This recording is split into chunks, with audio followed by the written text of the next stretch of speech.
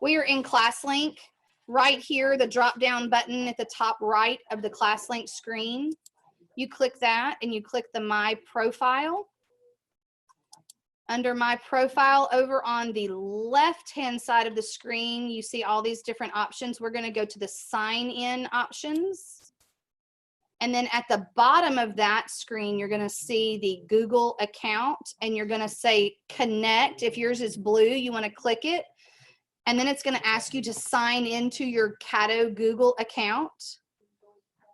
And you're going to get a pop-up that asks you to select your account that you're looking at. Then it's going to say Success. Once it says Success, you just close that button out. And then I'm going to click this X to take me back to the main ClassLink page. If for any of you that are out there in virtual world do not have access to your Google account, if you've never signed into Google before, your password is going to be CPSB, as in Caddo Parish School Board, lowercase CPSB 1234. And then it's going to prompt you to reset that email password and then set it to the same thing as your Caddo email account. Make sure that it's set to the same thing.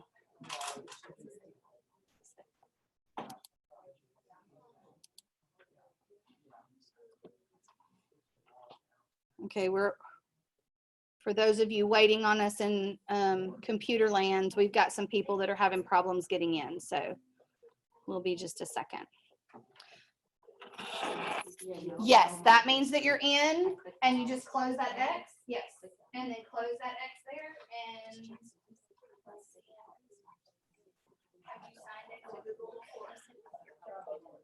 Okay, he's gonna set you with your access, okay? You're good. You're wonderful. You're on top. Where you're supposed to be. Did she take care of?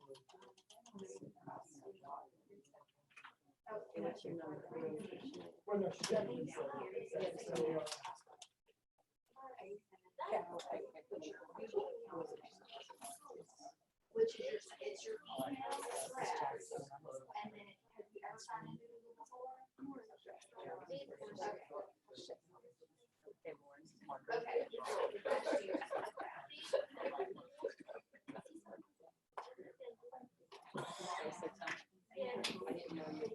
Try the last password you remember. That doesn't work.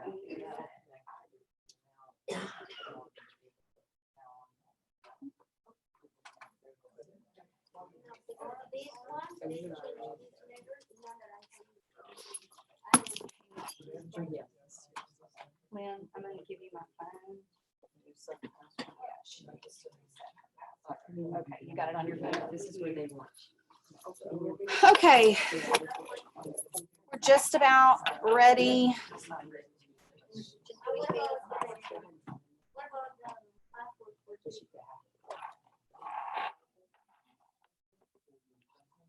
Okay, we're going to go ahead and move into Google Classroom. So there is an icon on your ClassLink page. You should see a Google Classroom icon on your Classroom page. If you are already signed into your Google account, it's going to take you straight into your Classroom. If you're not, it's going to ask you to log into your Google account.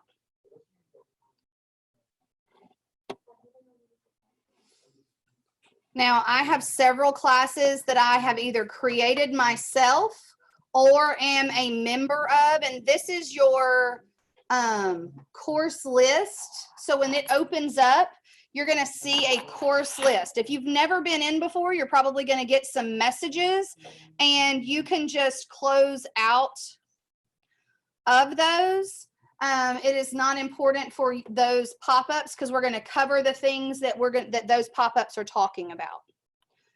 So the very first thing that I want to show you in this, anytime you need to manipulate between classes, you're going to want to pay attention to this little area over on the left-hand side. That's what's called the hamburger.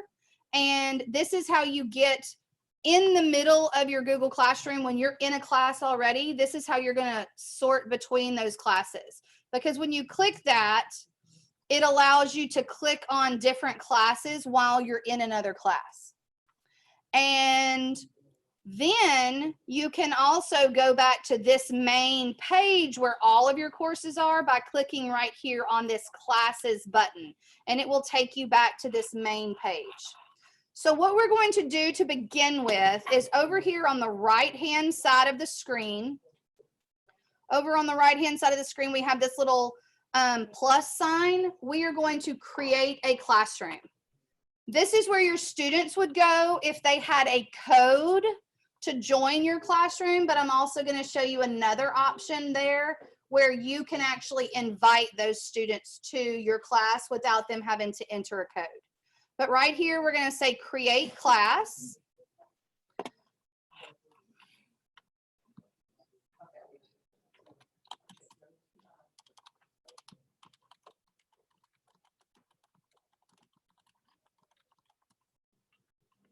And I'm going to name mine Practice Home Learning.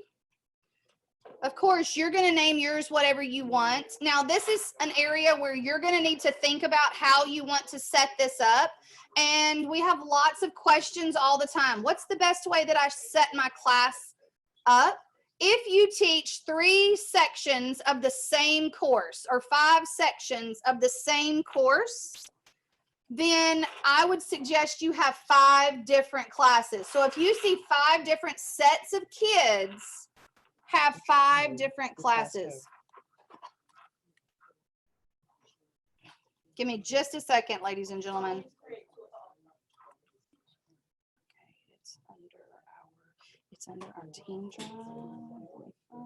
Here it is. For classroom. Mm-hmm. And I'm going to send it to you.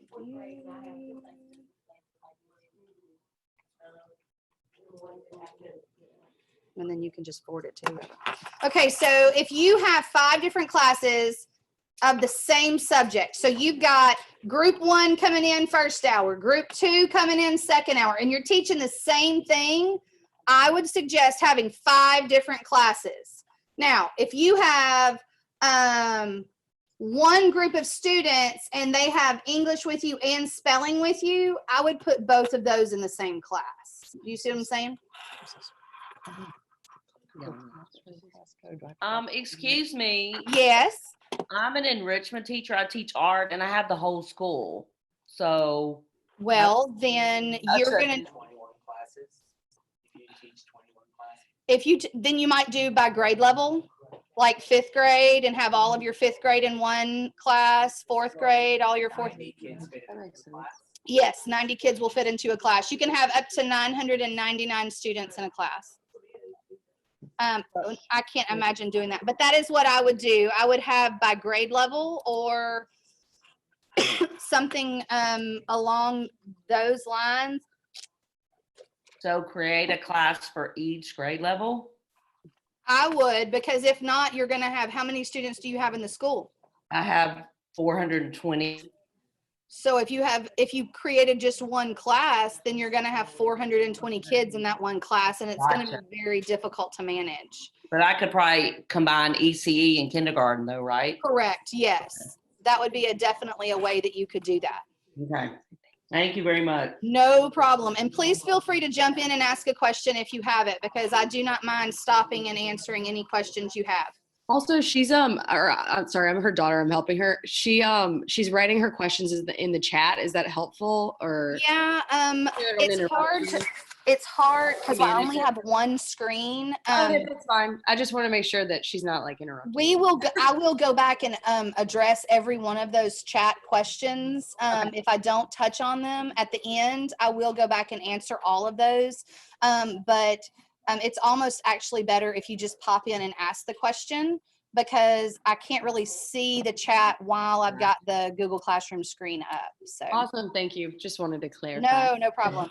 Okay, thanks. Okay, so ladies and gentlemen in the room, if y'all can kind of keep the talking to a minimum. I don't mind you asking questions. I mean, I'm all about cooperative learning, but we do have this Zoom meeting, and so it gets very hard for them to hear if we start getting too chatty. So on this screen right here where we're creating our class, the only thing that is required is the title, the name of your class. You do not have to have a section. You do not have to have a subject. That is simply for you, and you can go back and add that later. It is not something that is required to do right now. So I'm just going to go ahead and say create.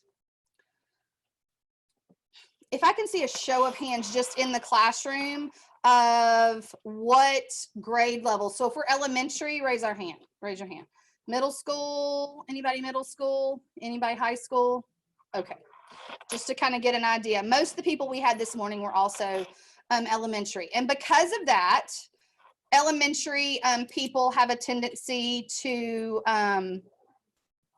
be more cutesy and artsy, and they want to decorate things. Well, you can change the background of your Google Classroom.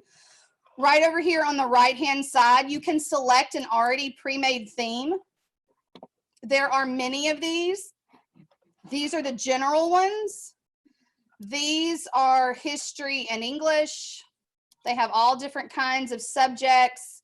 They have arts, and there's a bunch of the art ones, sports, and then they have other just kind of different things. So if you're one of those exploration teachers, you might be interested in some of those other or the arts. I'm going to stick with what I have, but you can also upload your own photo. You can take a picture of your classroom. You could take a picture of your students when you got back to class, or if you have one of those pictures of all of your students, you could put it in here. You simply click upload photo, and then you can either drag the picture in here or you can upload it from your computer. And so you get lots of different options there, but you can upload your own photo. You can even go online, download an image, and then put it back there if you choose to do that. Now, this is your streaming page, and the main thing that people want to know, the very first thing that most people want to know is, how do I get people into my class? And so if you have a way to, you know, remind code or something along those lines, you could send this code out to your students. Now, this code right here is below the name. If you look here on your screen, right below the name, you see class code, and then there's a little square. You can click that square, and it makes it larger. And if you click it again, it makes it even larger. It can be a gigantic image. This is your code. What's on your screen is your code. Don't send them my code, because then they're going to be entering a practice class, and it's not going to help them at all. But that is where you can have the students enter a code. Just where the same place you went to create the class, they would click join the class, and that is how they would get in. But for our babies, that is not always ideal, because trying to get a kindergarten or first grade student to type in that information would be a nightmare. So right up here at the top of the screen, if you see this People tab, these are your 4 main tabs in Google Classroom. The People tab, we're going to click on People. Right now in your class, you probably don't have any people in your class, except for yourself, because you're the teacher. Now, you can add collaborative teachers. You can have, I believe it's up to 70, 75 maybe, it might be a little bit more than that, different teachers in one classroom, but you can't have more than that.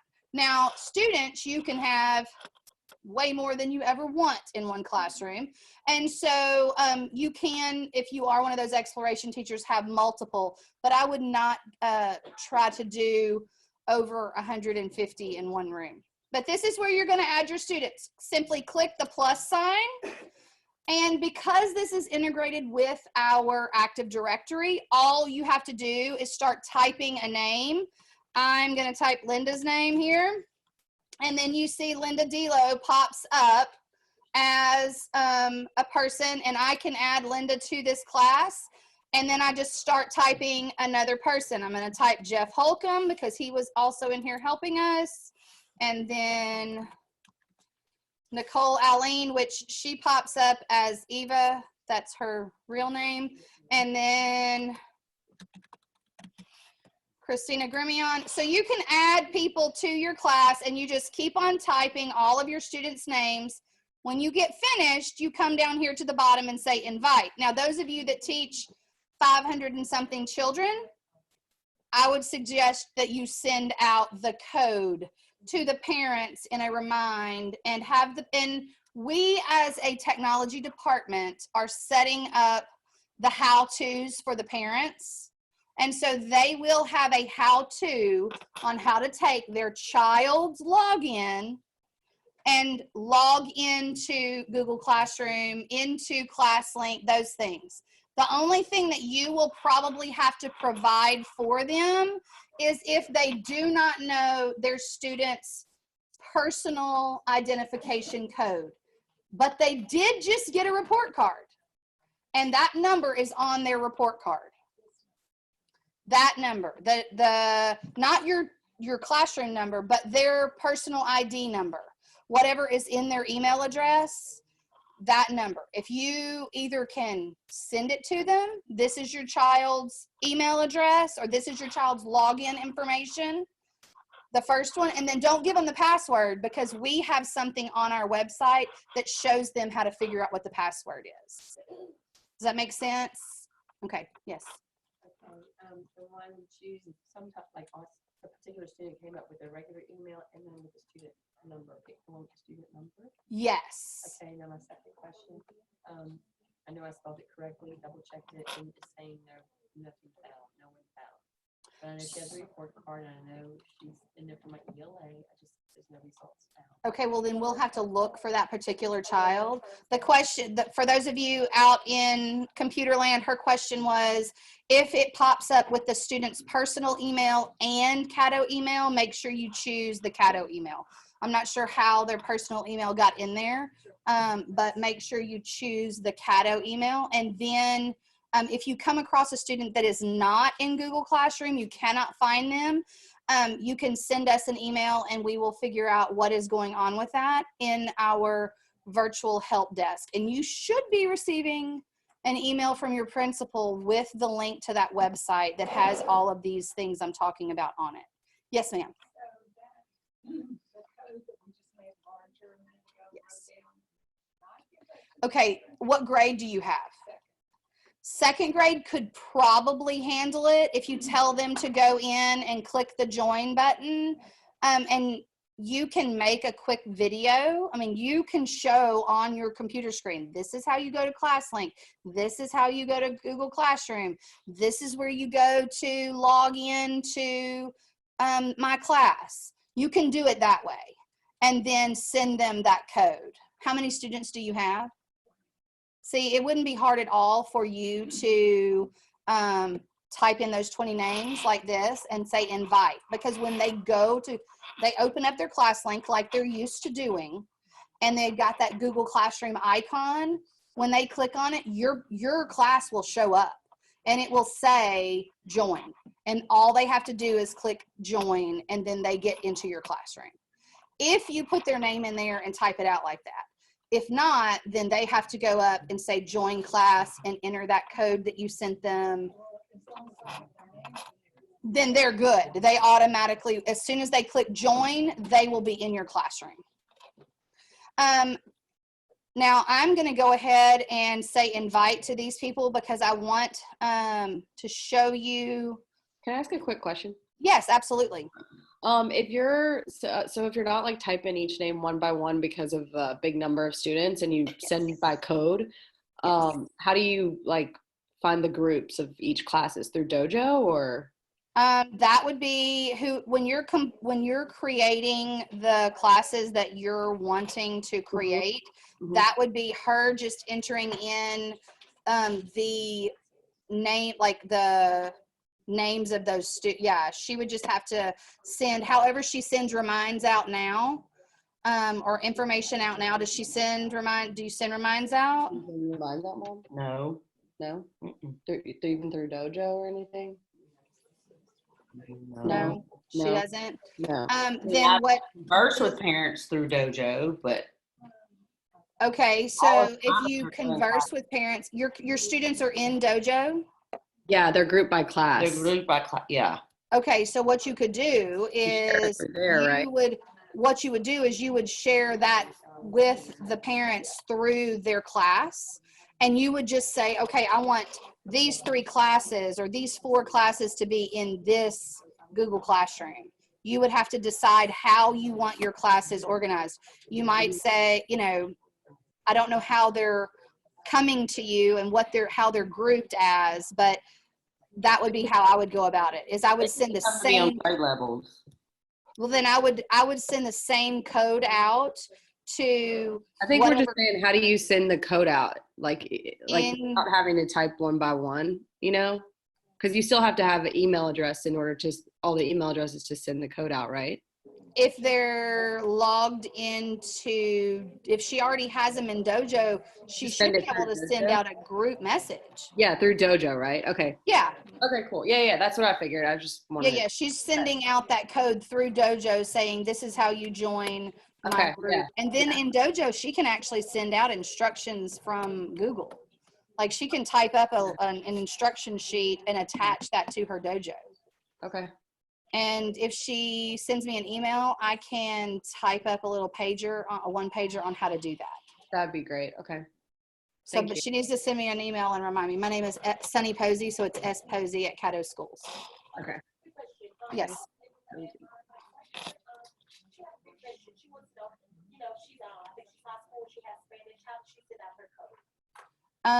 She would have. You should have access to the students. Are they not popping up? What people have been doing in my children's school is putting it on Class Dojo for the general population, not as a message to a class, but on their story. And then they're saying, hey, parents, get your child to join my class using this code. They're just putting it in a general message out to everybody.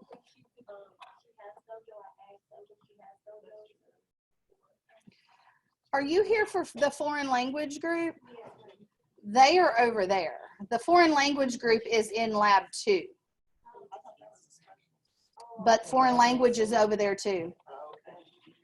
Yeah. She's only showing up as if she can't create a class, she can only join one. The problem with that is if you're not in my file as a teacher, then you don't have teacher rights, and that comes from how you are assigned in JCampus. I thought that we could fix it in Google though. We can Like, change it in she's still Google. sent as a teacher. I had this problem last week, and it's just been like these couple of people. Oh, really? Somebody would like you to, Okay, we're going to go ahead now that you know how to add your students. Yes, ma'am. change her to, I have a change her to student teacher group. and the name is in there twice and both of them are Caterpillars. Okay, so what school are you at? If those of you in computer land will give me a second, I got to look something up real quick for another teacher.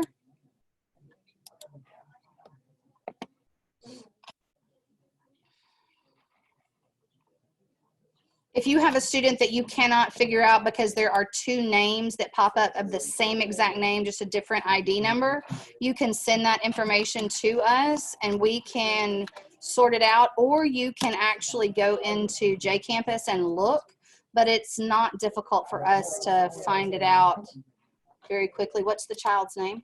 Jalen O'Neill. Jaylon. Can you reload yours, Okay. Ms. White? Just refresh it or, Jayllen. Log out. Okay, so let's look at this one. That one's Fair Park, so that one's not yours. She goes to classroom, so make her read it.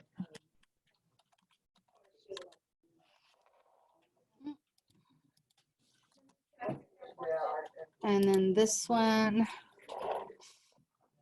that is yours. So it's going to be the 8039995.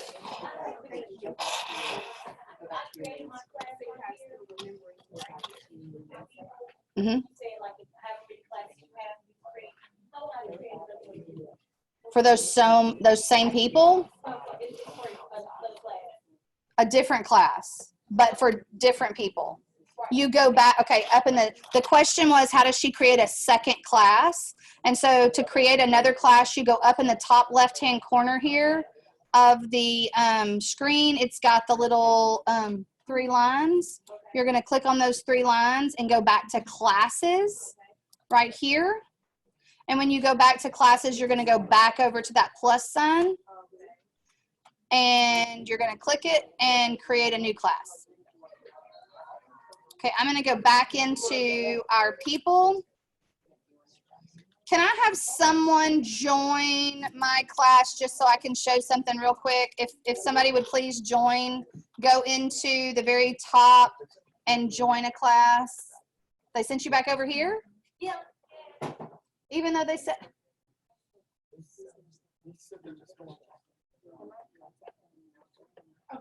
Okay. They told me foreign language was over there. So, but y'all are more than welcome to stay with us.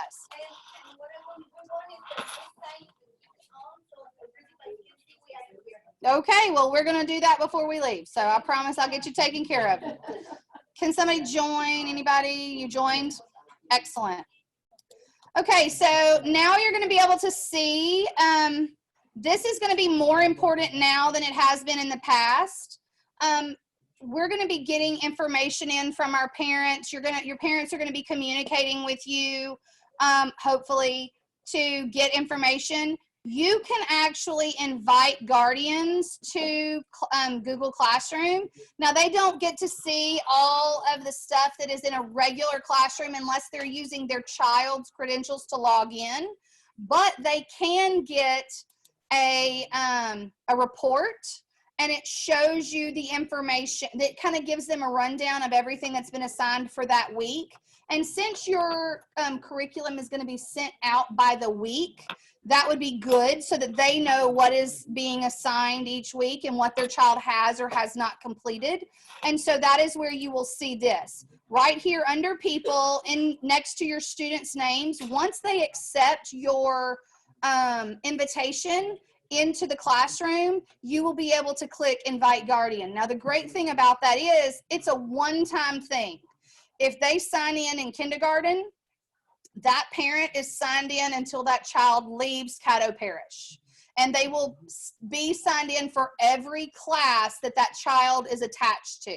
So if if you put the information in for the parent, you invite them to join as a parent attached to, my son's name's Andrew Posey. So when Andrew Posey comes in and they invite his guardian and I sign up saying, yes, I want to get those things, then I will be getting Andrew's stuff from now until the time he graduates from any Google Classroom that is set up for him, because it automatically attaches those parents to, unless they go in and remove themselves. The parents can go in and take themselves out. Can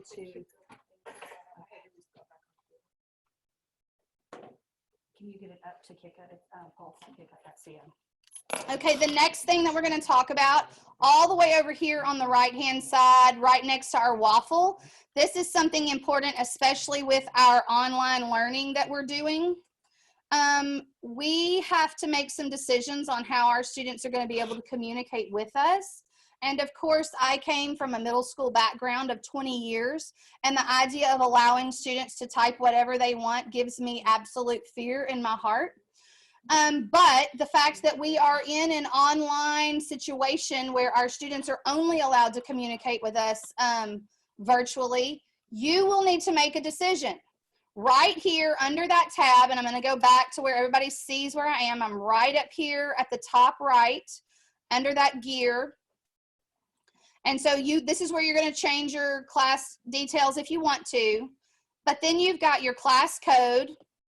You've got what your students can do on stream, how you want to show your classwork on the stream site.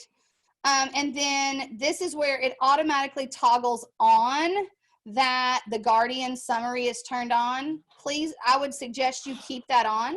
But right here is the one you need to be concerned about. because you can click and choose. Do you want the students to be able to post and comment? Meaning, do you want them to start a thread, or do you want them only to be able to comment to something you have posted? So I would recommend that students can only post. That is simply one of those things that, to protect you and everyone else, it might be best if they can only comment to what you have posted, because, you know, kids are going to be home and bored, and they might decide they want to start some excitement. Then right here, it says on the stream, how do you want it to appear? Do you want to show all attachment and details to the assignment? Do you just want it to be very condensed where it just shows the title of the assignment? Or do you want to hide all notifications? I would not ever click hide notifications. I actually, in my Google Classrooms that I used to have, I would have show assignments and details. And I'm going to show you what we're talking about, because I'm going to go up here to the top right and say save. Because anytime you change anything in this information, you have to save it. Then I'm going to go back to the stream on here. Right here on this page is where all of that is showing up. It will all start, yes. Okay, students can post their comments, students can only comment, teacher can post the comment. Were you making suggestions? I suggested the middle one. That way you can pose a question to them, and then they are able to comment back to that question. And that might be how you do your attendance every day. You might say, okay, here's your daily question. Make sure you respond to, and then they have to make sure they respond to that on that day. And you tell them, you know, you have to respond on today's date for each question. And then that way you're getting, because it timestamps every interaction. It gives you a time and day that they typed out their message. And so that way you can justify, yes, this child was signed in every single day to the classroom. But I would suggest not letting them just start a post, because they can send you a private message anyway if they have a question. So that way they're not posting stuff that everybody else can see. Only commenting to things you put on here. Now, all of your information that you've posted, any upcoming assignments, will show up down here on the right-hand side where it says upcoming. Then you can post just simple announcements here, or, hey, I hope you're having a good day. I sure miss you. Things like that, letting those sweet babies know that you are missing them. And then you can also, when you post assignments in classwork, which we're fixing to get to, all of those things show up there as well. So let's go ahead and go into classwork. This is where the meat of Google Classroom is.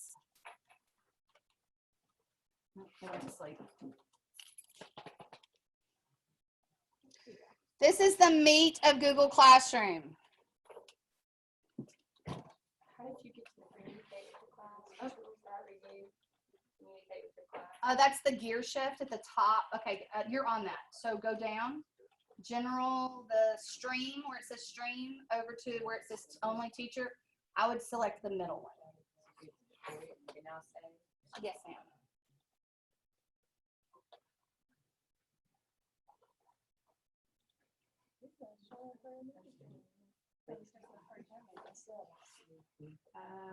You're going to have to let me go in through that.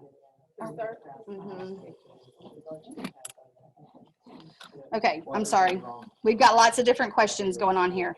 So on the stream, what we're going to do first right here is the plus sign. Now this is where all of the magic happens. This is where we create our assignments. If you click that plus sign, you've got different choices. Now you probably do not see the Nearpod assignment on there.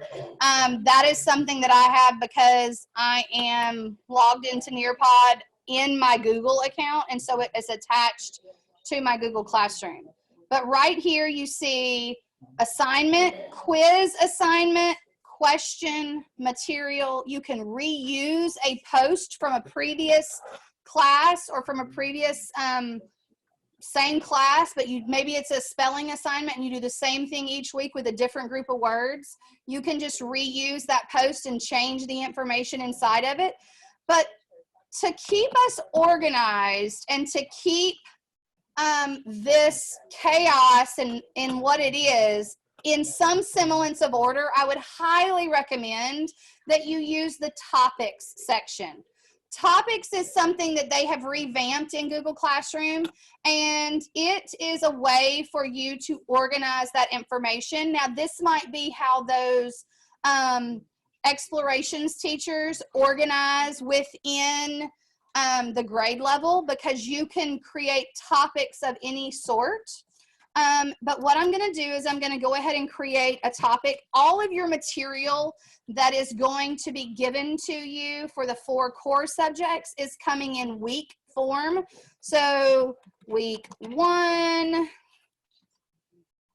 is the topic that I'm going to create for you right now. And as you see right now, I have this topic or this title that says week 1. And now I'm going to go in and I am going to create an assignment, and I'm going to tell it that I want it to fall under week 1. Yes, ma'am. Do you think it'd be better to put the date, so we'll know the date of the beginning of the week 1? Like if we have to start this after spring break, should we go ahead and do it March 30th? It's however you, out to the side, if you want to put the dates, that is totally left up to you. Or should this start on March the 30th after we get back from spring break? Well, I can students go aren't ahead. even going to be issued equipment until the 30th, 31st, and 1st, right? And so I think that it's supposed to start at the end of that week or the beginning of the next week. Okay. So your advice is week 1. I would say week 1, not, and then you can go in and change it. You can go in and edit it at any time. Week 1 sounds good. I don't want to complicate it. Okay, so we're going to go in and we are going to add an assignment. And so whenever you click on add an assignment, this is what you see. You've got your assignment at the top. You have to title that assignment. You have the option to give instructions on how you want them to complete that assignment. Over to the right-hand side, you've got some other options. Let's go ahead and title our assignment. And we're just going to title this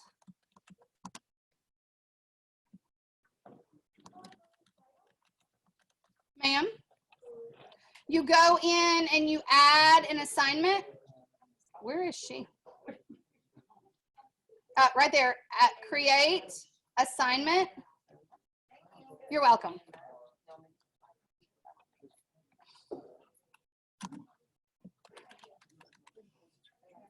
Right here on the other side of this wall. Okay, so I'm going to title this one Theme Knowledge Chart. And then over here on the right-hand side, I get to choose. Now, remember, I told you, I would suggest if you teach 5 of the same subject, that you have a different class for each subject, for each one of those classes. But if you click right here, you are able to select all of the classes that you want this particular assignment to go to. So if you have 7, 12, 36 classes, and you want this same assignment to go to every single one of them, then you would go and click the assignment, the classes that you want that assignment to go to. So I'm going to stay with this class. Now, those of you that have a special population with our special needs students, or students that are ELL students, ESL students, you might want to give them a modified assignment for the particular one that you're doing. In that particular class, you can actually select individual students that you want the assignment to go to. So this is a way that you can differentiate. Even when they're not sitting in front of you, you can send them a different version of the same assignment. Maybe you give them one with choices instead of one without. Then you're going to go in and you're going to set the points value. Say this is 20 points. Due date. Whenever you have a due date, that will be something that you and your principal will have to discuss how that due date is going to work. Do they want it due all when we come back, or are we going to do this week by week, or do they want all spelling due on Monday and math due on Tuesday and science due? That's totally left up to you and your principal how that works, but you would need to set a due date. Now, the great thing about setting a due date is it gives you a calendar, and then you can select a day, and then you can actually select a time. And it doesn't keep the child from being able to submit late. It just puts a late stamp next to their name. So then you would notice, it would stand out to you that that child turned their material in late. And then you can right here select that topic. So I'm going to go in and I'm going to select week 1. And then you can create a rubric if you choose, and that is a way for you to be able to do that. And it has like a rubric builder built into Google Classroom now to help you with that. But I am going to add an attachment to my Google Classroom assignment because we are going to be getting this information from the website that is coming, and you will be downloading that onto your Google Drive. So I'm going to say right here, add,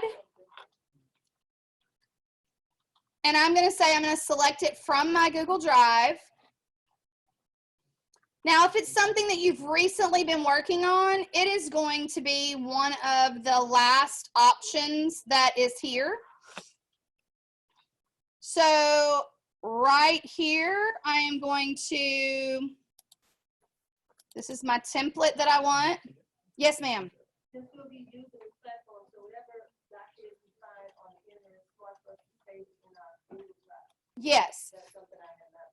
Yes, because the thing is, Google Classroom is more of just a way to deliver that material to your students, but the content, it's best to save it in your drive, because even if you're here or if you're somewhere else, or you don't have to remember a flash drive, you don't have to have that specific computer. If it's in the drive, as long as you have internet access, you have access to that material.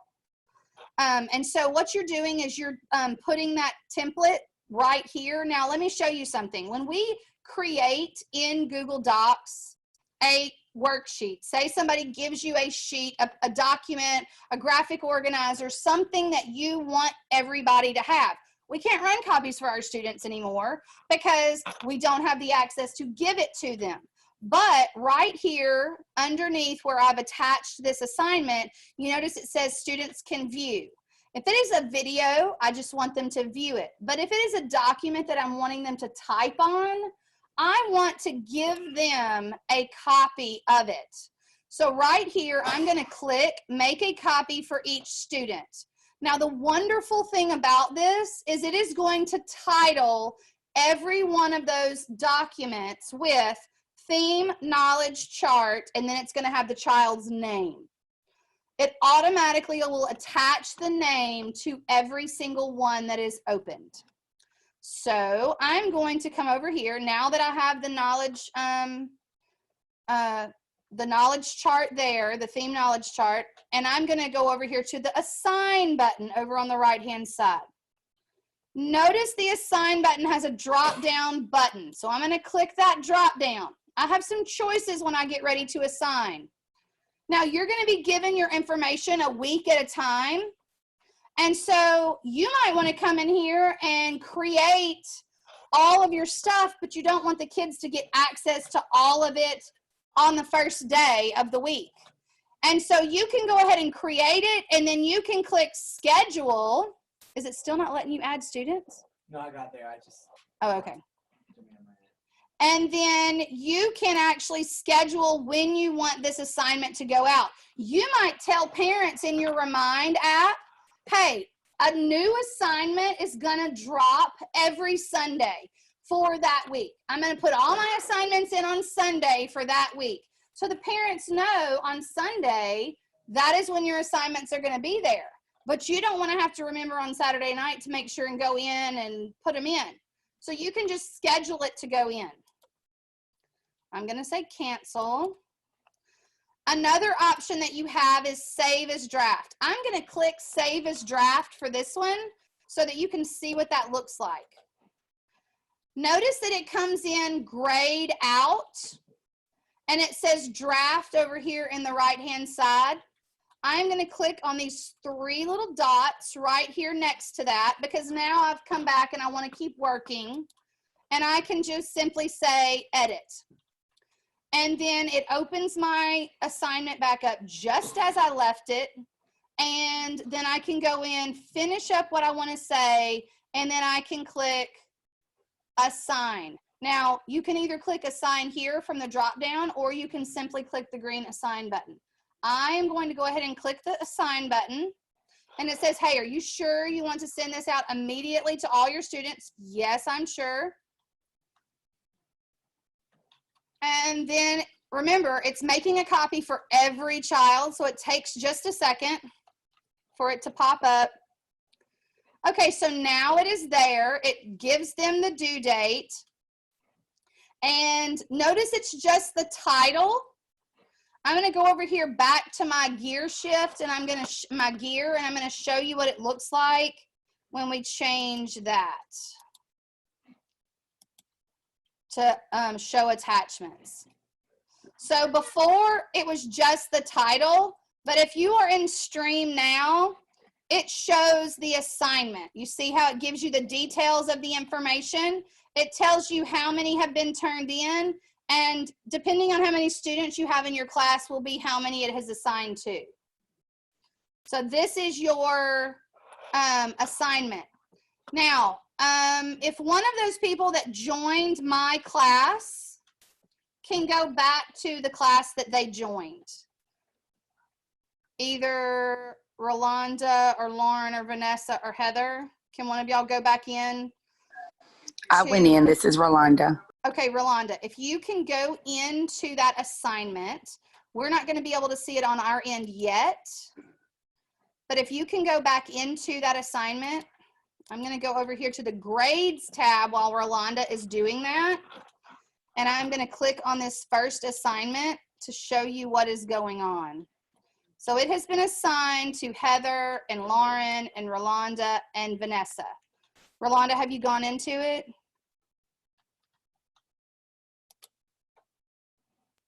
I'm going in now. Okay. So Rolanda is actually opening up the file. Notice that the title over here, it has named it for her. It has Rolanda Clark, and then it's theme knowledge chart. Okay, Rolanda, go ahead and start typing in the document if you don't mind. As the teacher, you can actively be watching your students work as they are typing. And so she is actively typing in there. Okay, Rolanda, stop for just a second. I can go over here and I can add a comment. I can give a comment, like they have set up comments that you can add. Oh, it's going to make me go through all 3 of those. You can go in and you can add a comment to your comment bank, or you can actually, if I can, oh, here it is.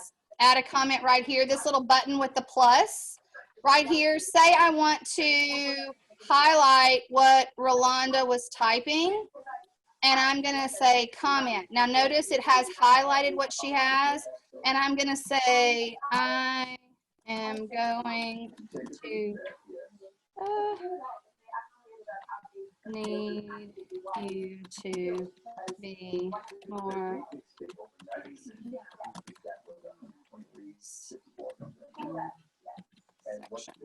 and so then you can add something to this, and then I can say comment, and it shows up on Rolanda's screen that I have commented on her assignment. And she can actually go in and change what I have set, like recommended, and then she can resolve the situation. So she can actually, we can have conversations with each other. If they email or text or send you a message and remind and says, oh my gosh, I'm having problems with this assignment, you can actually go in and watch what they're doing through Google Classroom while they're in there, and then you can discuss through text message, and it records all of that, so that you don't have to worry about someone saying that you were doing anything inappropriate with any kind of inappropriate conversation with your students. So I'm going to go back. I'm going to get out of her assignment and go back to this. And so you see that all of these are there. Rolanda, can you, up in the top right-hand corner, you should see a turn in button. Can you click that turn in button? Sure. So when your students turn in an assignment, it's going to look like this. As soon as she gets it turned in, it should pop in here in just a second. I'm going to refresh. Okay, so now you see right here, I have one turned in, one assigned. I can go here. I've looked at Rolanda's paper. You notice it says right here on hers, it says turned in. So now I can go over here. If I'm in Rolanda's document, this little button right here is where I can grade stuff. And so if you're tabbed on this one, I can look at her information and I can say, oh, Rolanda, you did so wonderful. I'm going to give you a 20 out of 20. And, or maybe they only did 10 out of 20 if they only, did part of it. Or I could send her a private comment about, hey, I'm really glad you made that change that I suggested. You did a great job on your paper. And then I can say up here at the top, return. And then I'm going to return this to her, and that 20 out of 20 is going to show up in her Google Classroom so she can see what she got on the assignment. And then if I go back to my classroom, you can see now over here on the left-hand side, she has a 20 out of 20 on her assignment. And then the other students have just been assigned but have not completed their assignment yet. Now, if you're wanting to know what that looks like in the actual classroom, here is what it looks like on your stream. Now, the students don't see this part where it's turned in, assigned, and graded. Now, it's going to say 0 turned in because I've already returned that to her. So hers is graded and I don't have it anymore. If they are turned in but are waiting for a grade, it's going to have the number here. If they have never been turned in at all, it's going to have the number right here. And then right here is going to be the graded materials. Now we're going to go back into classwork. I want to show you 2 more things and then I'm going to, we're going to finish up. Lots of you are wanting to know how to do quizzes in your Google Classroom. Now you can actually go into Google Forms and you can create a quiz in Google Forms. And you can then go into assignment and you can upload that form into Google Classroom. But you don't have to go through all that. You can do it from right here. So right here, I can go into quiz assignment. And notice it automatically gives me a blank quiz right here. So I'm going to go through and I'm going to put test quiz for home learning. And then I would have instructions for my students. I would pick the classes that I wanted the quiz to go to, just like I was creating a normal quiz. You want to make sure that this button over here is toggled on and it is green or blue or whatever your color is, the color scheme is on your Google Classroom, because this is what is going to import the quiz grades into your Google Classroom. Now, let me be very specific there. Google Classroom does not link to JCampus. So you will still have to go in and take those grades from your Google Classroom and enter them into JCampus. They do not talk to each other. but it does have it nice for you in a roster, and they will all be right there listed for you. So then you're going to go in and you're going to click on the blank quiz. Once you get all the other information done, you're going to click on your blank quiz. You're going to title your blank quiz. You have to do this in 2 different places. This is test quiz learning. Okay, I typed it right there. So now I'm going to click up here in the top left-hand corner. And I'm going to type it again. Test quiz home learning.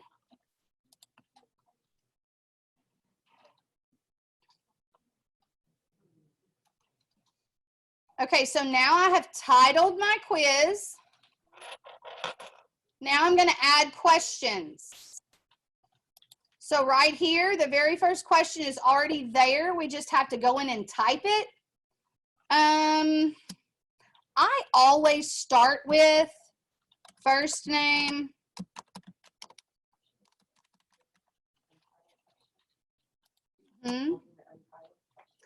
yeah, under untitled, on the where it said untitled question, I'm typing first name. Notice that Google always changes it whenever you're doing name. It's a very smart program. And I'm going to say add a new question. That's what that plus is add a new question. So then I'm going to say last name. There is no right or wrong answer for this. Hopefully they all know their first name and last name. Now, for those of you that only have 20 students in a class, you actually can do a drop down. You can make a, if you were to want, I'm going to add a new question and show you what I'm talking about.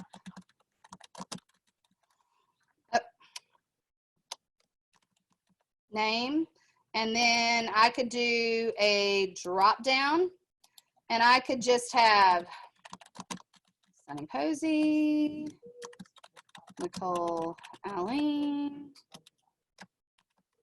Linda Delo,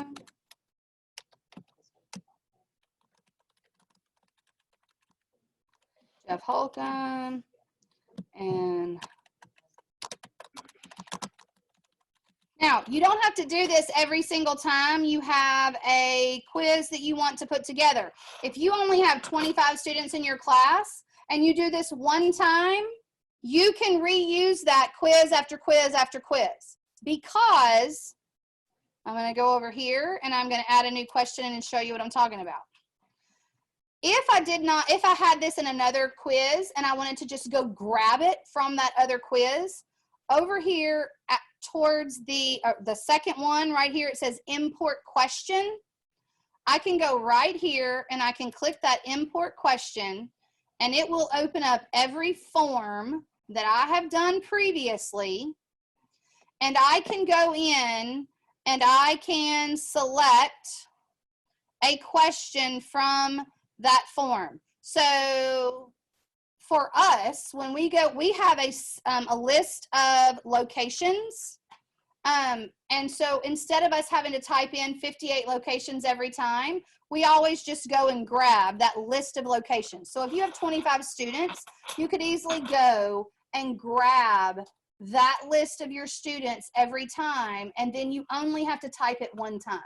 And then whenever they are looking at it, I'm going to show you what it looks like after I get rid of this question here.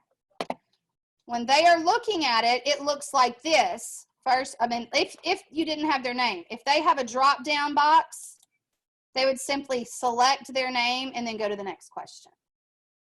So it's much more streamlined, especially for the babies.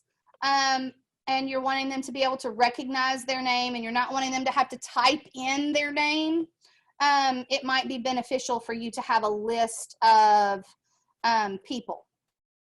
Now I'm going to get out of this view and come back to this one. Now there are different types of questions you might want to put in your quiz. You have lots of different options. You have a short answer, which is a short answer. You have a paragraph, which would be more of a long question response. You have multiple choice, which is exactly that, but they can only choose one item at a time. Then you have checkbox, which is a multiple check type question. And so if you want them to have multiple answers for a particular question, use the checkbox. Then you've got the drop down, which is what I just showed you. You can actually upload a file. Say you want to you can get them to upload a file, excuse me. You can get them, if it's the older kids or high school kids, you can get them to upload some type of project to you through the form if you wanted to. Now, linear scale is where you're having them rate something from 1 to 5. And so where do you think this is from 1 to 5? 1 being the best and 5 being the least, or whatever you wanted to say. Multiple choice grid. I'm going to show you what this one looks like because it is a little bit more complicated. Do you like tomatoes? Yes. Oh, yes. And no. Now, the way that this one works is you have all of your questions listed in the row column, and you have your choices listed in the right-hand side column. So, do you like tomatoes? Do you like grapes? And I know I'm putting capital letters. I'm sorry. It's probably driving you English teachers crazy. Do you like squash? I'm sorry. I'm just thinking of random things. Do you like bananas?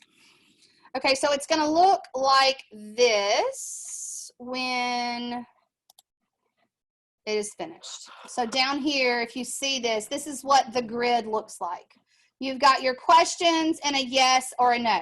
And so you've got one question, and then you've got lots of these choices here. Sometimes people use it for, you can have 4 or 5 different things on that right-hand side in the column where the yes and the no are. People have used this for characteristics for story characters, where they list different characters on the left-hand side and then the characteristic on the right-hand side, or vice versa. They have used it for different elements. And so you have what family does the element fall in? You've got your families on the right-hand side where the yes, no are, and then you have the elements on the left-hand side. So it's very, very easy to create once you understand what it's going to look like. Now, another option that you have is the same type question, but it's a checkbox. So they can do multiple selection on each of those things. So it might be that they have a red and a green. You have colors in your yes, where the yes and no are, and then you have your questions off to the left-hand side, and they can pick more than one. Then you can have them just submit a time and a date. With this, you don't really need to because it creates for you a timestamp. Now, if you have a question where they are having to submit a date in history, you could have them do that. When did the Civil War end? And they have to select a date. And then you would have the question be a date or a time. And you could write your question in there, and then they could submit their date there. And so then, once you get all of that finished, now remember, Google saves everything. And we just created this through our Google Classroom. So guess what? All I have to do is close this.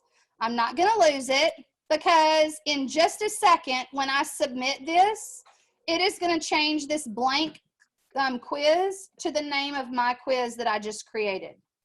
So I'm going to go right here and I'm going to say assign because I've got my title.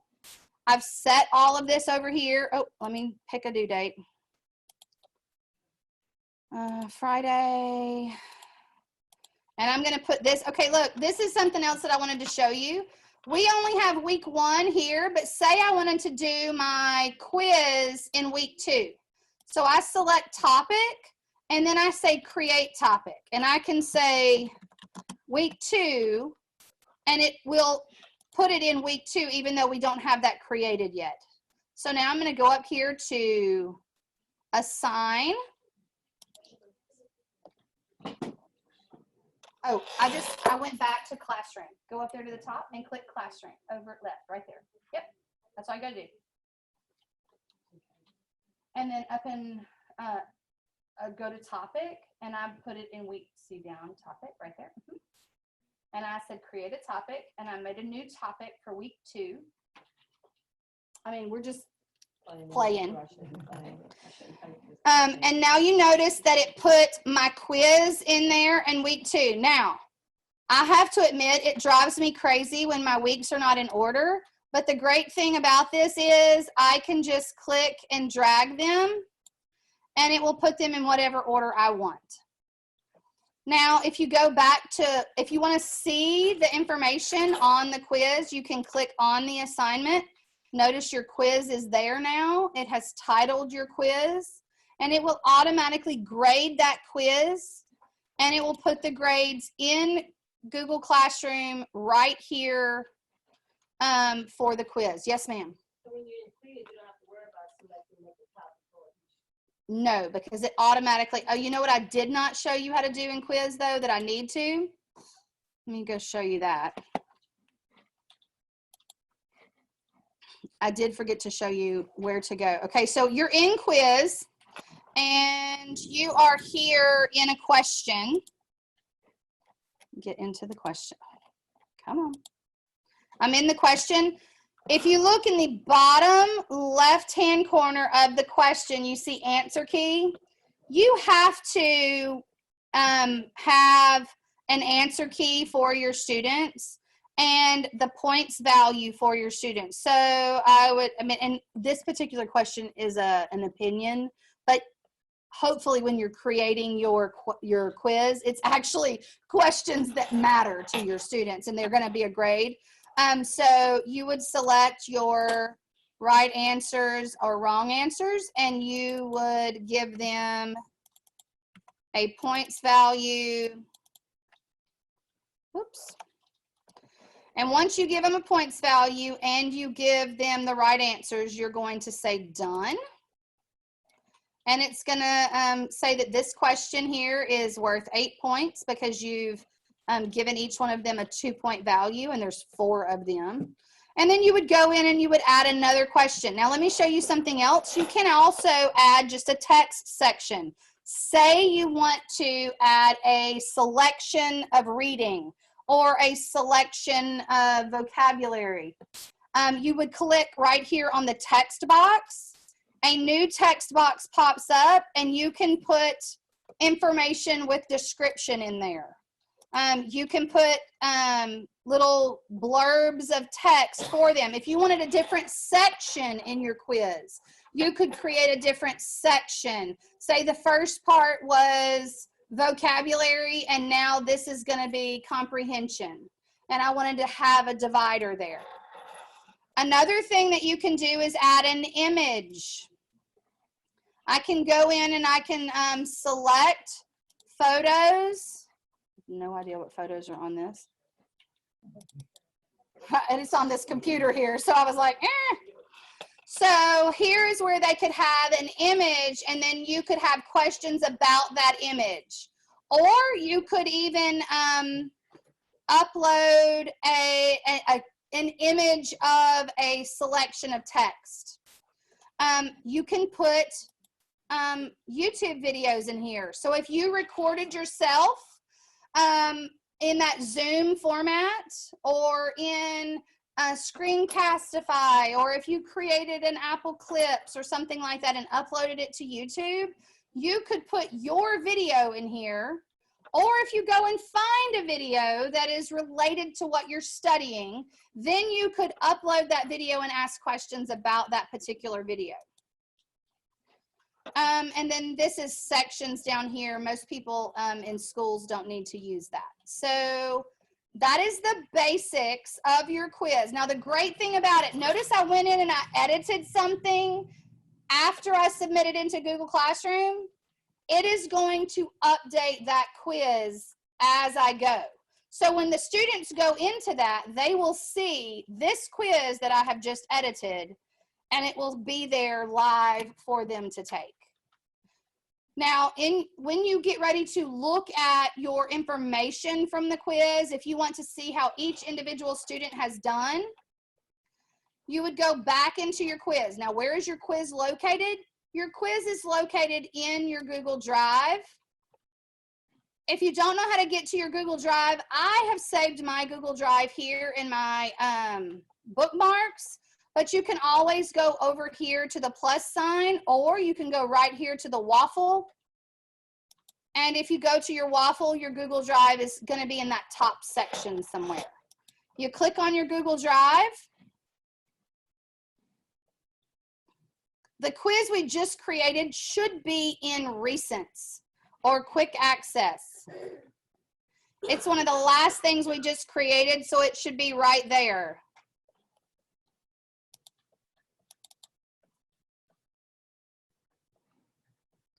So I'm going to open that quiz up. Your responses are going to show up right here in this little tab at the top that says Responses. I'm going to click on that and show you. It will generate, Google generates a very nice looking graph type key for you that tells you everything that your students have done. But it also gives you right here a spreadsheet. And so you would click on your spreadsheet, the little button, the green button. I'm going to show you where that is, right here, green button. You would click on that spreadsheet and it opens up like this and it says, hey, do you need me to create a spreadsheet for you? You only have to do this the first time that you look at your responses, because it's going to put all of those responses into this spreadsheet. And so you're going to say create. And it's going to open up your spreadsheet for you. Now, if you're giving the same quiz to every student in all of your classes, I would recommend one of your questions be class period, so that they can tell you what class period, because then you would be able to sort your information. Now, obviously, we don't have any answers here because nobody has filled out the quiz, but this is where all of your answers would show up. And then you would be able to sort your data. You would go here to data and sort sheet by, oh, I'd have to click arrange. Oh, I don't have any answers, so it's not going to let me do it. But I would be able to sort by a specific column, and then it would sort it by hour.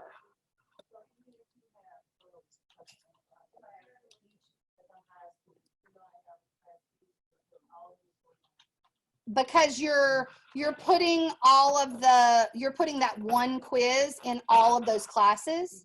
And so it'll all come to this one document. If you wanted to, you could simply make a copy. If you wanted it to be separate, you go into your quiz up here where the quiz is. You come over here and you say make a copy. And then when you make that copy, you just name it first hour or second hour, or if you want an individual one for each one, but then you will have to go and create an assignment for each one and upload for each one, which is not that difficult, but it's just, you know, a little bit more time consuming. Not that you're not going to have a lot of time on your hands, but just an idea. Okay, so does anybody in here have specific questions about anything we've talked about, or something I didn't cover that you were really wanting to find out about? Anything at all? Yes, ma'am. I have a virtual lab that I was trying to do with my kids in Winco, and they can't open that link to open Winco or iPads and tablets, but I see it on YouTube where you can, like, I can actually do those courses that they can watch and record. And I want to know how to. Okay, so what you're saying is you want to be able to get to it and record what you're wanting them to do.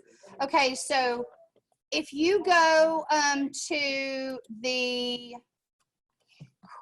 the question was, she has some students that can't access their material because they can't get to the Glencoe stuff online because they only have iPads and tablets. And so she was wanting to know how to record her information to be able to upload it. Now, Zoom is actually offering free accounts right now, and that is what I am using to record this whole thing. And so you just go to zoom.com and create an account, and then we have one of the activities or videos that they made this morning was how to use Zoom with your classroom, and it will walk you step by step through how to do the Zoom, and then you can just upload it to your Google Classroom just like any other video that we just did.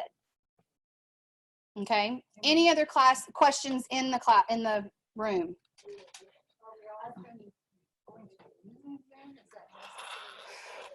I think that everybody is required to watch the video because you will, even if you don't use it with your students, you will probably be using it with your principal because they're wanting to try to keep in touch with the masses and they don't want to have to call each person individually. Is that? Well, I think you have office hours and the person that's to your principal and you plug into Zoom with that. So you may have to be available from like 10 to 2 or 10 to 12 on your Zoom to speak with them. Okay, and where's the video? It's going to, there's going to be a website. Has that been released to everybody yet?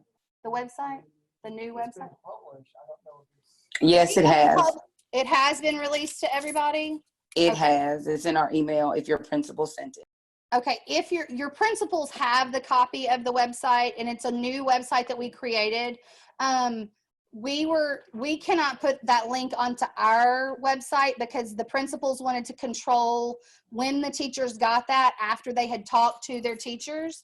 But that is where you're going to go to get all of your materials and that type of information. And so once that is released to you from your principal, it's very self-explanatory. There's a tab that says virtual PD, and you'll click on that and all of the Zooms that we have created will be in that. And then we also have some others that we haven't offered today that y'all will have access to. And the parents will also have a section of how-to videos and step-by-step guides for them for how to help their kids.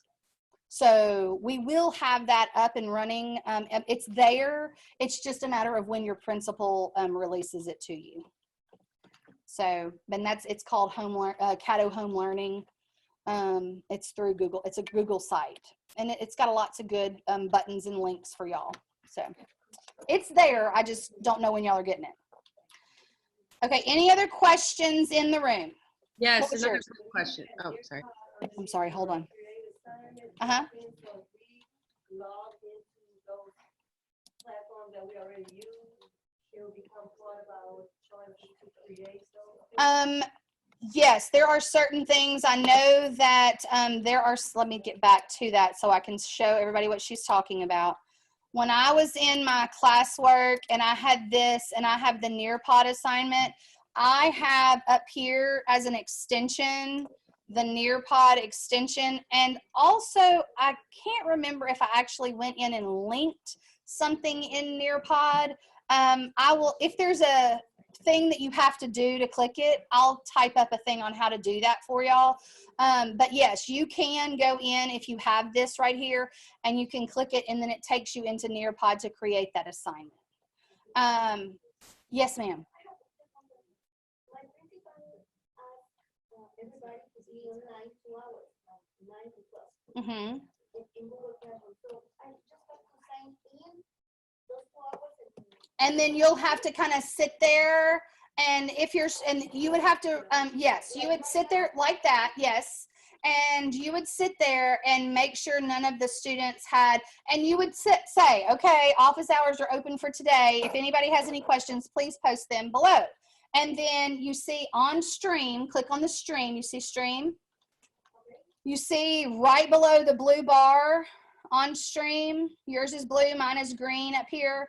And see, I have my little icon and it says start something with your class or share something with your class.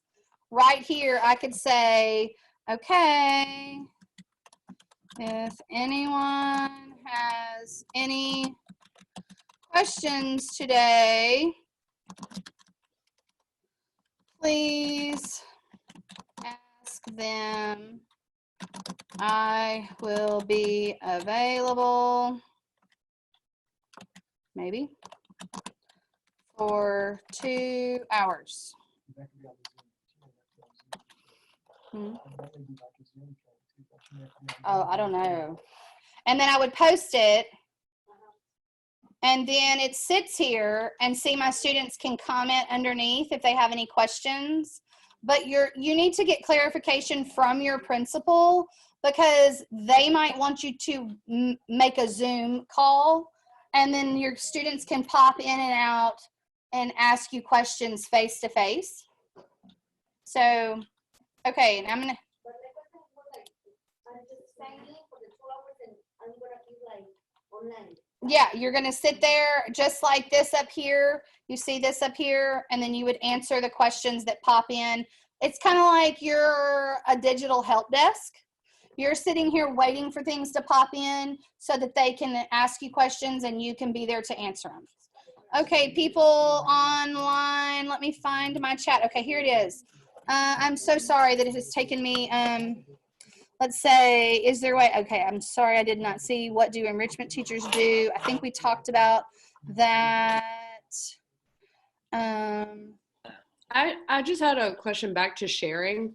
Okay. 'Cause I went to the dojo thing, and my mom was like telling me you could share, but she meant you could just share like it's like Facebook, like you could just share a post. So she has to group her in the entire school without having to type each name one by one. Do you think she should maybe talk to her principal and get like the list? I mean, she could. I know that a bunch of those programs have allowed unlimited use. And so it shouldn't be a problem. She might ask the principal if she can post because on Dojo or maybe on Remind, there's like a story. There's like a story, and they can post on the story. It's not individual teachers. It's just kind of like the homepage. Yeah, that's what her dojo thing is like. Because that'll affect library, PE, Uh-huh. Discover, all those. So I would maybe talk to your principal and ask if either one, does she want you to put it on the story instead of sending out an individual post, or does she want you to put it on the website and say to join Miss Ortiz's website? Like our Facebook website, Well, no, like, does your school have a website, like an actual, you should have a website. I think once I told her she should probably talk to her principal, but Yeah, and ask how they want it to be put out there, because with you being an everybody teacher, that's a lot of reminds to send out. Yeah. Because I feel like she could just do a post saying like, third grade class, here's the code, whatever, Yes. Here's the code, Okay. I just wanted to make sure there wasn't like a back end way that I wasn't aware of. I don't know of anything if you're just using, if she's just using Dojo, I know that, if she had already had a Remind set up, there's, you can send out reminds, you can send out documents through Remind and stuff like that. She can send links and all that. I just don't know about, I haven't used Dojo in years and years. Sunny, may I make a suggestion? Yes. We don't use it a lot, but we do have each class that's sent to us. I'll have her talk to her principal about it. Okay, somebody has a suggestion for you, so hold on. Oh, yeah, hi. I wanted to just say that probably the easiest way for her to handle that would be for her to make a post on the storyline and just say, third grade parents use this code to sign in, fourth grade parents, and just give, make a class for each grade level, like Sunny said, and then give on the storyline, give each grade level parent that particular code, because then that way it'll already be organized in the classroom for her. Yeah, exactly. Okay. Yeah, that's what I was thinking. Cool. Yeah. Okay, JK Duhan, you asked if I could go back to this right here. whenever I was seeing how students could communicate with you. This is that gear up in the top right-hand corner. And you would click there, and then you scroll down to the general section. And then this is where you see your different streaming capabilities, what they see and what they are able to do. You would have students can post and comment, students can only comment, and only teachers can post and comment. And I recommended the middle one. And then on the streaming on what they see, this is to show the attachments and details or just to show the name. And I like it when it shows the attachment so the students, so the students see what is in the assignment. And so I always choose that one. Okay, let's go back and see if, where did the chat go? Oh, there it is. Okay, does that answer your question, Ms. Duhan or Mr. Duhan? I don't know who. Okay, going on. Okay. Oh, got that. Okay, is there any other questions in the people that I'm going to unmute everybody? Are there any other questions on our online people? Yes. Okay, ask it. I can hear you. Oh, can you hear me? I can. I took you off of mute so that I could hear you talking. Sorry, I was typing. Okay, the Guardian summary. Okay, yes. That. Okay, Guardian summary, and I'm going to shrink this. Okay, Guardian summary right here is when you're in the, if you go to people, the people tab, once your children start joining, you will be able to see where it says invite Guardian. And so the parents cannot just randomly see everything that's going on in your Google Classroom. And so if you look at my screen, I'm going to show you what that looks like. They would get something like this. This is right here. They'll get something like this, and it says weekly summary for, and then the child's name for the week of this. And then it shows the student work, and it says what they're missing in their Google Classroom, and it shows when the due date was, what the assignment was. And now see, this is why those descriptions, put descriptions about your assignment for the parents so they know what exactly they're supposed to do. And then it shows what is due this next week. And then it has any activities from different classes, and see all the different classes for all of the students' teachers will show up here. And so it will just kind of be a running list of what's been going on in class and any work that they're missing. Okay, so I should probably turn that on. Yeah, especially since, you know, our parents are kind of having to wing it themselves with what we. Go ahead. Sorry. Is it supposed to show green when I click it? Because it's dark gray. What do you mean? Yours might be different because when you click yours, it'll be a different color. Some people in here have orange and some people have blue. Mine just happens to be green. It depends on what your color scheme is. Oh, okay. It's just gray, so I was making And sure. you should be fine. Okay. As long as it's in the right hand position, it means it's on. Left hand is off, right hand. If the circle is towards the right hand side of the screen, then it's on. Okay, perfect. Thank you. No problem. Any other questions from our online people? Nope, I'm good. All right. I'm good. Okay, I am going to take y'all to the KickUp account where you can get credit for being here in our. You're going to go to pulse.kickup.co. Pulse.kickup.co. And when the screen comes up like this,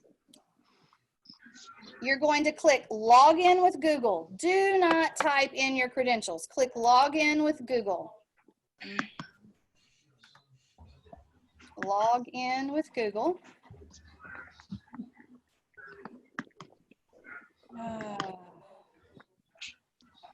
Okay, and give me just a second. Y'all's is gonna say confirm attendance. You're gonna select the confirm attendance button. And let me get there because everybody in God's green earth is obviously using it.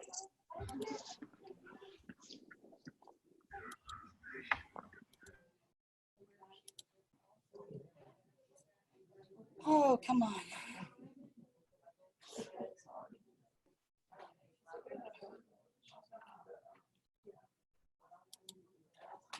And then you are going to enter this code. And let me, hold on, I'll go make it real big for you so that everybody can see it.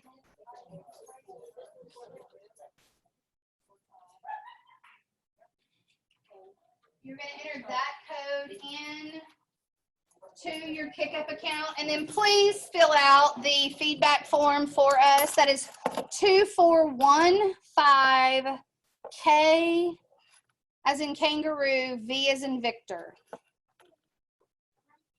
And then click feedback, view feedback form or complete feedback form. Where's that? Before we send it? No, go ahead and submit, and then right there it should say add feedback.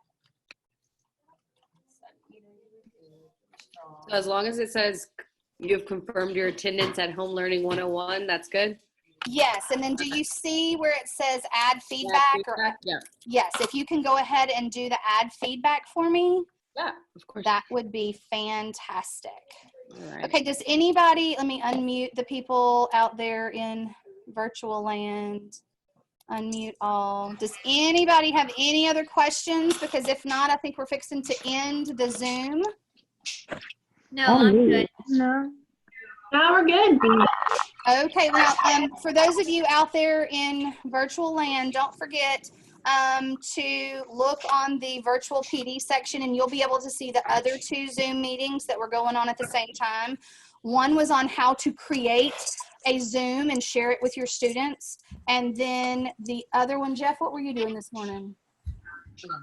How to create Google Forms. And that would be if you were doing it completely from Google Forms. I did show y'all how to do a quiz, but Jeff was doing one on all about forms and how to upload it into your classroom. So, hey, ladies and gentlemen, it was very nice to have y'all, and I hope y'all have a very safe time. If y'all need any of us, you are more than welcome to call. Let me show you very quickly this website that y'all are fixing to become very familiar with. I will show you that real quick as soon as it comes up. Of course, the internet is going super slow. Does she need to do those 2 other ones? I think that is going to come from her principal. I know that they're recommending that they do go through them. I think the others are like 45 minutes to an hour, maybe, not very long. And it's just those links that they shared? Well, they've already had the classes, Yeah. but she'll look. Okay, so if you look on the screen right now, this is the website that she's going to be getting. Okay. I'm gonna pull up this one right here is what they're going to be getting. And Okay. down here under administrators and teachers, you see this virtual PD. Yep. This is where all of that is going to be housed, all of those virtual videos. And this one will be there too if she needs to go back and look at anything and review over it or anything. She'll be able to do that as well. Okay, awesome. Thank you so much. You're so welcome. Okay, so for those of you that are here in the screen, in the class, and those people that are staying with us online, I just want to show you this real quick. This is what the site, the Caddo Home Learning Resources, this is where the parents are going to go, and they will have tabs as well. We just haven't finished building that out. But this is where your virtual PD is going to be, this video today, and all the videos that have been created up to that point. This one, yes, ma'am. Yeah, it'll print right there. It'll print right there.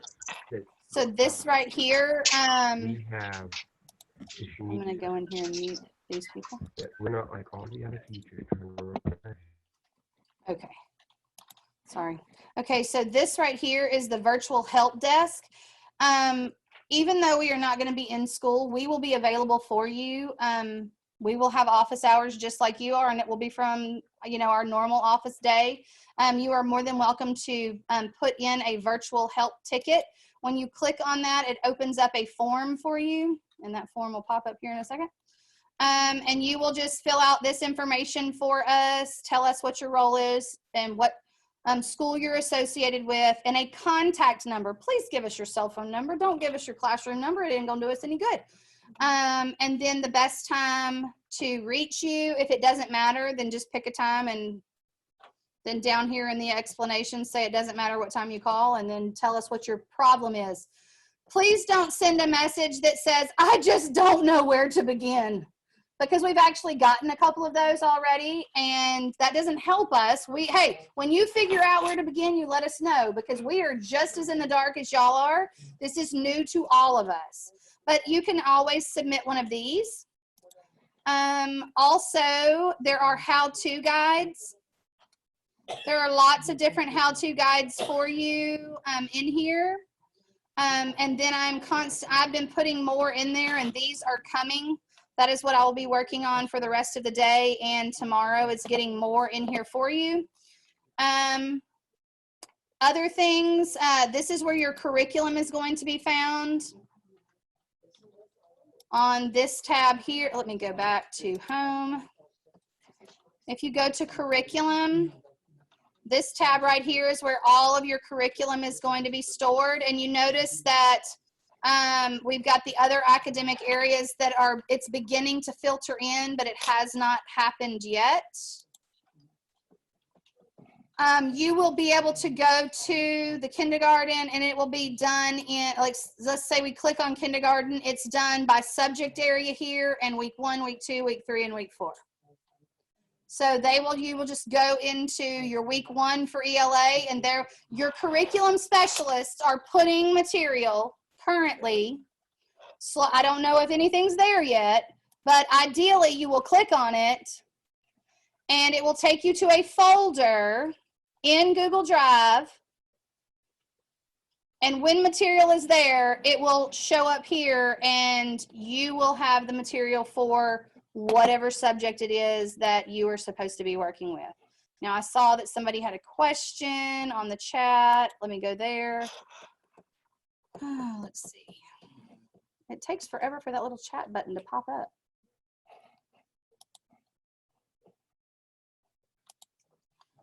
Where is it? Okay, I'm gonna just unmute y'all so that the person can ask me the question, because okay, so what was the question? Y'all are all there. It is. I still haven't been able to confirm the following. I don't know how to get back on KickUp. Garrett, is that you? Yes, yes. Okay. So what do you mean you don't know how to get back on Well, KickUp? I tried to follow without interrupting on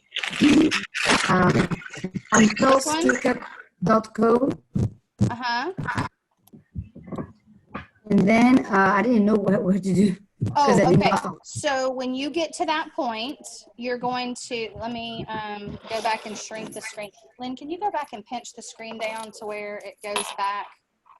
She's going to go back and pinch the screen small so that it's not so big, so I can show you. Okay, so on the screen, you're going to be at home. You're going to see one that says, this one right here, confirm attendance at events. Do you see that one on your screen? Yes, yes. Okay, so click there, and then you're going to enter this code that I give you in just a second. I got the code. I took a picture. Oh, you do have the code? Okay, you're going to enter that code in, and then you're going to do enter feedback for me, and then that will be I'm it. still waiting because my computer is slow, I guess. I'm still waiting. Oh, gosh, no problem. That's why I was kind of slow and couldn't. No problem. I understand. I completely understand.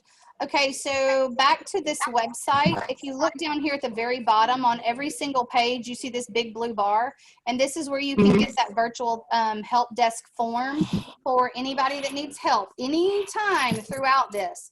Please do not hesitate to call us or text us. Another website that I do want to give you very quickly is Cato, CaddoTeacherTech.org. CaddoTeacherTech.org.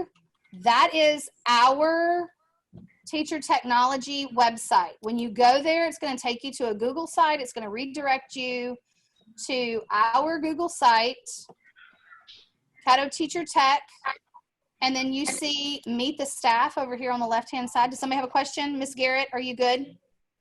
Well, it's still not showing. So it's still browsing. Okay, well, Enter attendance code, and now yes. Enter your code. Good. Yes. Okay, so if you go here to Meet the Staff, these cell phone numbers are our actual cell phone numbers for our office. And so you are more than welcome to call any of us, even if we are not in the building. We will answer those questions that you have. But to ensure that we get to you right away, I would highly recommend that you fill out that help ticket, because that has 7 different people answering your question versus 1 that you're trying to get in touch with. And if we're helping somebody else, it might take us a little while to get back to you. So this is just another good resource for you to have. Okay. CaddoTeacherTech.org. Yes, ma'am. CaddoTeacherTech.org. And this one doesn't have a nice, easy name, or I would give it to you. But this is like, blah, blah, blah, blah. There's not just a simple name to give you. Okay, if there's no more questions from anyone, yes, ma'am.